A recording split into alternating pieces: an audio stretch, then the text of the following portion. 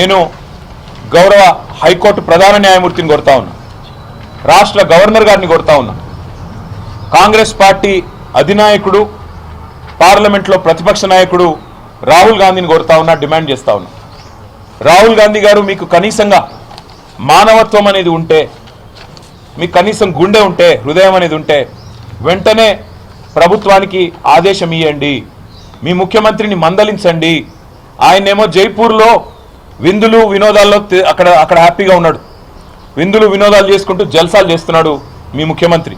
ఇక్కడేమో కేవలం తమ భూమి ప్రభుత్వం డిమాండ్ చేసిన విధంగా మేము ఇయ్యము అని చెప్పిన పాపానికి గిరిజన రైతులు జైళ్లలో ఉన్నారు, ఈ రకంగా చచ్చిపోయే పరిస్థితిలో ఉన్నారు. ఇది మంచిదా? రాహుల్ గాంధీ చెప్పాలని కోరుతా ఉన్నా. నీకు నిజంగానే హృదయం ఉంటే వెంటనే నీ ముఖ్యమంత్రికి ఫోన్ చేయి, చెప్పు, ముందు కేసులు వాపసు తీసుకో, వాళ్ళని వెంటనే జైల్లోకి వెళ్ళి ఇడిచిపెట్టు, వాళ్ళ ఇంటికి పోని వాళ్ళ కుటుంబ సభ్యులను, వాళ్ళ ఆరోగ్య పరిస్థితి ఎట్లాగో మీ ప్రభుత్వం పట్టించుకోదు, అవసరమైతే మేము చూసుకుంటాం, ప్రైవేట్ ఆసుపత్రుల్లో పెట్టి వాళ్ళకి మంచి వైద్యం చేయించి వాళ్ళ ప్రాణాలు కాపాడుకునే ప్రయత్నం చేస్తాం. ఇది మంచిది కాదు. ఇంత అహంకారం, ఇంత తెంపరితనం, మేమేందో రాజులము రారాజులము, మా మాట నేను నడవాలే, ఇది మా కొడంగల్ సామ్రాజ్యంలో తిరుపతి రెడ్డి రేవంత్ రెడ్డి సామ్రాజ్యంలో ఇంకోవాళ్ళు రావద్దు అన్నట్టుగా ఈ రకంగా వ్యవహరించడం మంచిది కాదు. లగచర్లలో మీరు నిజంగానే తప్పు చేయకపోతే ఫార్మా విలేజ్ అని చెప్పి ఎందుకు వాపసు పోయింది? మళ్ళీ అలా ఇండస్ట్రియల్ కారిడార్ అని ఎందుకు వస్తున్నారు కొత్తగా? అదేవిధంగా నేను ఇంకొకటి మా మీడియా మిత్రులను కూడా అడుగుతా ఉన్నా, రాజ్యాంగంలోని ఆర్టికల్ 14, 19, 21 ఈ 3 ఆర్టికల్స్ ప్రకారం, రాజ్యాంగం ప్రకారం, భారత రాజ్యాంగం ప్రకారం ఒక అస్వస్థతగా ఇబ్బందుల్లో ఉన్న వ్యక్తికి బేడీలు వేయడం అంటే వారి హక్కులను హరించడమే. బిఎన్ఎస్ఎస్ అనే కొత్త చట్టం వచ్చింది.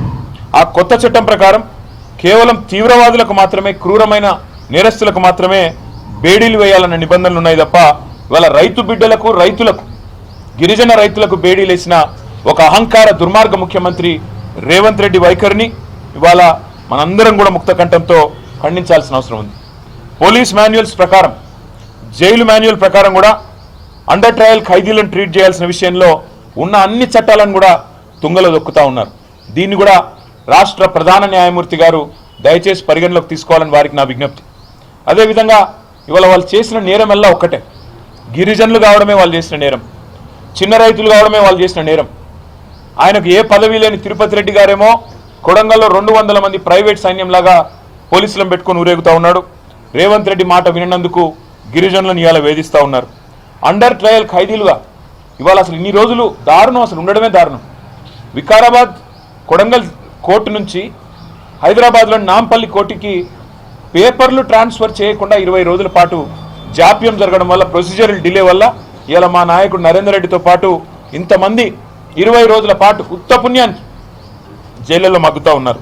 అందుకే ముఖ్యమంత్రి ఆదేశాలు, ముఖ్యమంత్రి యొక్క ఉద్దేశపూర్వకమైన ఎజెండానే దీని వెనకాల మాకు కనబడతా ఉంది.